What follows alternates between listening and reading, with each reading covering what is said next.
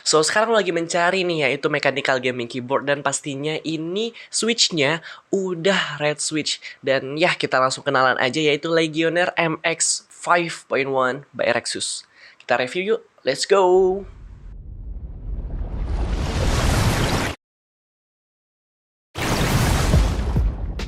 Yo internet, welcome to MCPW Tech with Mirin. Kali ini gue bakal membahas nih yaitu mechanical gaming keyboard dari Rexus yaitu Legionnaire MX 5.1. Kita langsung aja nih, biar waktunya nggak kepanjangan, kita bahas langsung aja dari boxnya. Dan lo bisa lihat dari sini nih, boxnya itu kayak koper gitu, ada pegangannya, ada gagangnya juga. Terus ya lo bisa lihat desainnya di sini. Terus juga ini di belakangnya ada pembahasannya juga. Jadi lo bisa lihat di footage-nya seperti apa. Menurut gue ini oke sih untuk boxnya. Selanjutnya kita bakal bahas nih yaitu isi boxnya. Pastinya isi boxnya itu ada beberapa part ya yang juga lo bisa lihat, yaitu pertama nih itu ada user manual guide-nya. Selanjutnya kita bisa mendapatkan yaitu beberapa aksesoris atau tambahan-tambahan spare part dari keyboardnya itu.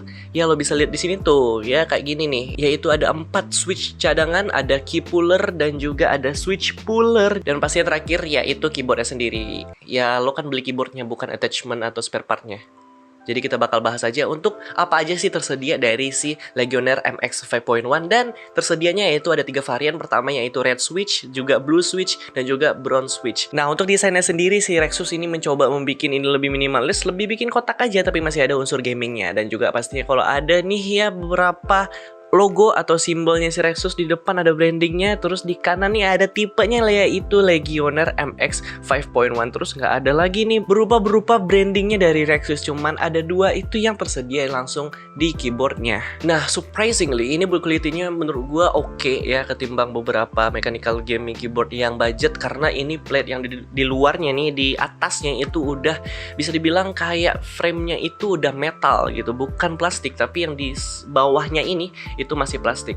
Tapi overall menurut gue ini flexingnya nggak ada, justru nggak ada flexingnya, bener-bener nggak ada. Tapi ini bakal berpengaruh terhadap beratnya. Pastinya dengan berhubungan dengan build quality, gue bakal membahas kabelnya nih. Kabelnya ini memiliki panjang sepanjang 2 meter, serta ini kabelnya udah braided, jadi udah aman banget, udah oke banget, udah cakep banget. Dan juga pastinya long lasting deh untuk kabelnya itu sendiri. Serta kalau lo misalnya bahas tentang kabel manajemen, ini kabel manajemennya berada di sebelah kanan. Jadi lo bisa membayangkan seperti apa misalnya si keyboard yang satu ini diletakkan di setup lo yang sekarang. Berhubungan dengan build quality juga nih, kita bakal bahas tentang keycapsnya. Bentar gue copotin.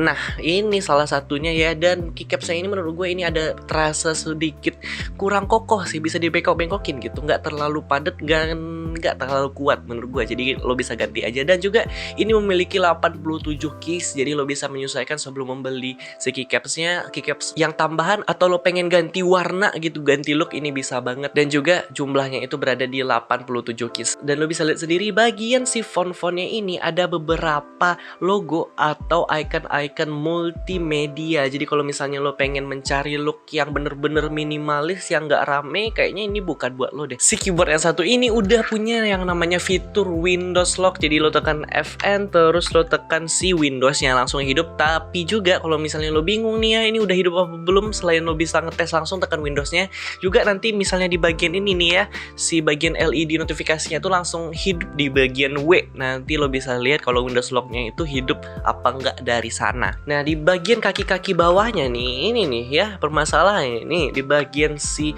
rubber fit-nya nih kurang sip gitu. Gue kurang suka yang bentuknya kayak gini gitu. Gue tuh lebih suka yang lebih kayak bulat dan gak terlalu ada gerigi gini, tapi lebih pop up. Gue lebih suka kayak gitu sih.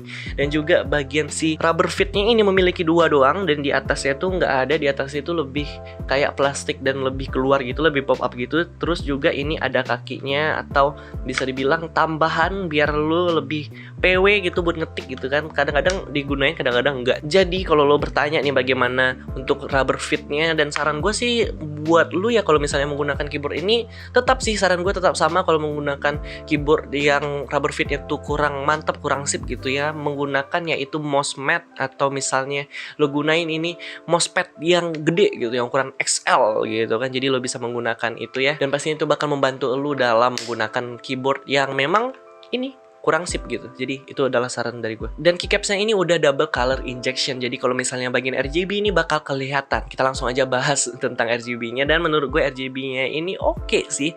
Tapi bisa dibilang ini adalah backlit, dan juga ada beberapa preset yang bisa digunakan. Tapi ada beberapa juga tombol yang memang pewarnaannya itu nggak terlalu sempurna gitu, nggak merata. Mungkin lo bisa melihat footage ini ya, jadi ada beberapa tombol yang nggak rata. Karena menurut gue ini memang bukan dari masalah si switch atau bagian di RGB-nya, tapi berada di si keycaps-nya. Dan juga lo bisa lihat sini backlit-nya itu berwarna merah, ada emas, biru, putih, hijau, dan juga pink. Serta ini backlit-nya memiliki banyak sekali preset warna. Ini ada 10 mode, dan juga ditambah yaitu 1 sampai 6 gaming backlit mode. Dan juga pastinya ini bisa diatur untuk intensitas cahaya dan kecepatannya ini bisa diatur. Jadi lo bisa lihat di footage-nya seperti apa itu ya, beberapa presetnya juga ada gaming mode-nya nih. Gaming mode-nya seperti ini nih ya. Mungkin lo bisa lihat sendiri dan lo bisa memperhatikan. Nah, berhubungan ini mechanical gaming keyboard-nya itu memiliki red switch, jadi ini bisa dibilang aman dan cocok banget buat gue sebagai anak kos dan nggak terlalu berisik sih. Karena kalau misalnya blue switch itu ada clicky dan ada tactile-nya,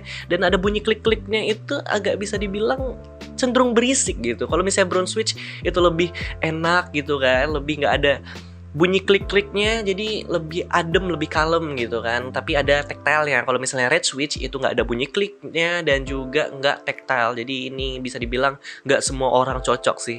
Saran gue adalah kalau misalnya mau mengetahui yaitu red switch, itu lo coba langsung aja biar bisa dibilang lo nggak salah beli. Kita langsung aja ngetes bagaimana kelembutan dan tidak ada bunyi kliknya dari si red switch ini. Kita langsung aja, let's go, kita tes.